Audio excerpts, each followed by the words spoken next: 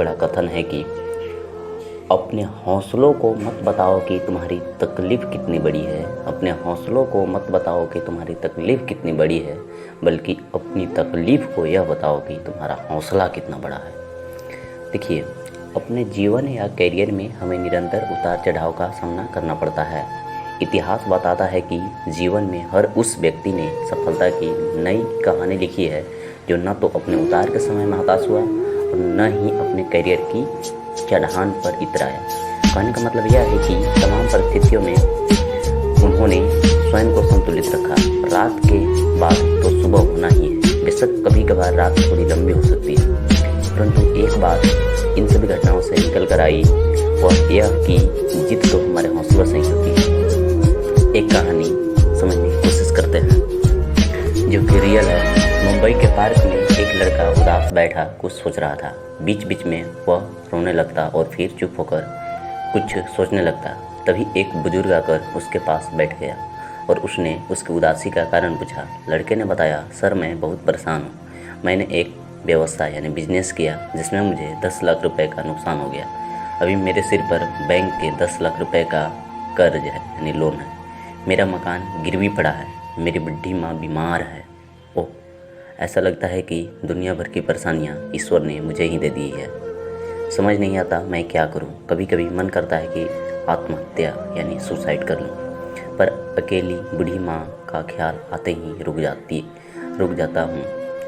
बुजुर्ग ने उसकी बात ध्यान से सुनी। उसके बाद उसने अपना बैग खोला, उससे एक चेक निकाला और बोला, चलो मैं तुम्हारी परेशानी दूर कर देता हूँ। मेरा नाम जमशेदजी टट्टा है और मैं भारत के सबसे धनवान व्यक्तियों में हूँ।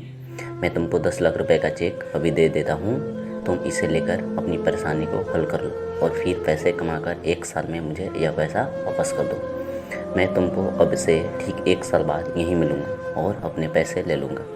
यह कहकर बुजुर्ग ने यानी रतन टाटा जी ने उस लड़के को 10 लाख रुपए का चेक दे दिया और वहाँ से चला गया। लड़का अवाक रह गया। उसे लगा मानो वह कोई सपना देख रहा। पल भर में उसकी सभी समस्याएं दूर हो गई थी। वह इस बात पर सहसा विश्वास नहीं कर पा रहा था कि कोई व्यक्ति किसी अनजान व्यक्ति को इतनी बड़ी रकम इस प्रकार दे सकता है। कहने की आवश्यकता नहीं कि जमशेदजी टट्टा की गिनती तब देश के शीर्ष उद्योगपतियों यानी बिजनेसमैन में होती थी। लड़के ने भी उनका नाम सुना था, लेकिन उनके चेहरे से वाकिफ नहीं था। लड़का चेक लेकर निकला तो उसने सोचा, जब कोई व्यक्ति मुझ जैसे अनजान लड़के पर इतना यकीन कर सकता है तो मुझे अपने ऊपर ही यकीन कैसे नहीं हो पा रहा है। उसने निश्चय किया कि वह अभी उस चेक का इस्तेमाल नहीं करेगा। पहले वह अपना पूरा प्रयास पूरी ईमानदारी से करेगा और यदि वह अपने प्रयास में असफल रहा तभी वह इस चेक का इस्तेमाल करेगा। उसने उस चेक को अपनी अलमारी में सुरक्षित रख दिया और काम में वह पूरी तन्मयता से लग गया। अब उसका काम उसका जुनून बन गया कि किसी तरह उस कर्ज को चुकाना है तो चुकाना है और स्वयं को अच्छी स्थिति में लाना है। उसकी मेहनत रंग लाई और साल भर में उसने न केवल अपने कर्ज को चुका दिया बल्कि पहले से भी अब वह और अधिक आर्थिक रूप से मजबूत हो गया। ठीक 1 वर्ष गुजरने के बाद उसी तारीख को वह उस चेक को लेकर उसी पार्क में पहुंचा। उस बुजुर्ग का इंतजार करने लगा। तभी वे बुजुर्ग आते दिखे। लड़के ने बहुत सम्मान से उनका अभिवादन किया और चेक बढ़ाकर उसने कुछ कहना चाहा नहीं था तब एक बिजनेसमैन BMW कार से उतरते हुए रतन टाटा के पास आया और पैर पकड़ लिया कि टाटा सर, हमें बहुत दिन से आपसे मिलना चाहे पर नहीं मिल पाए। आज मिले, हम बहुत किस्मती हूँ। फिर रतन टाटा सर लड़के की तरफ देखे जो 10 लाख दिया हुआ पैसा लौटा रहा था तो टाटा सर मुस्कुराकर बोले कि जाओ, इसका भी उपयोग अपने बिजनेस को बड़ा करने में लगा दो बालक, हमें बिजनेस से लव है। लड़का अवाक सा रह गया और वो लड़का आज बहुत बड़ा बिजनेसमैन।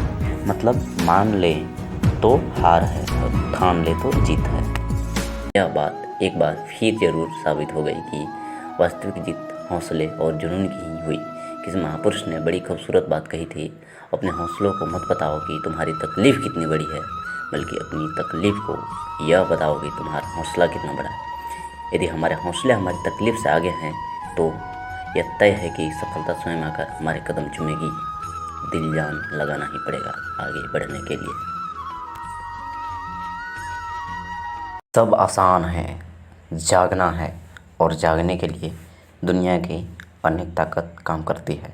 बस अपने आप को जान लेना ही ताकत है, सबसे बड़ा शक्ति है और जीत निश्चित है। इस दुनिया में ना तो कुछ मुश्किल होता है ना ही आसान होता है। सारा खेल मानने का है। जो मानता है कि उसके लिए मुश्किल है तो उसके लिए मुश्किल है, और जो मान लेता है कि मेरे लिए आसान है तो उसके लिए सब आसान है।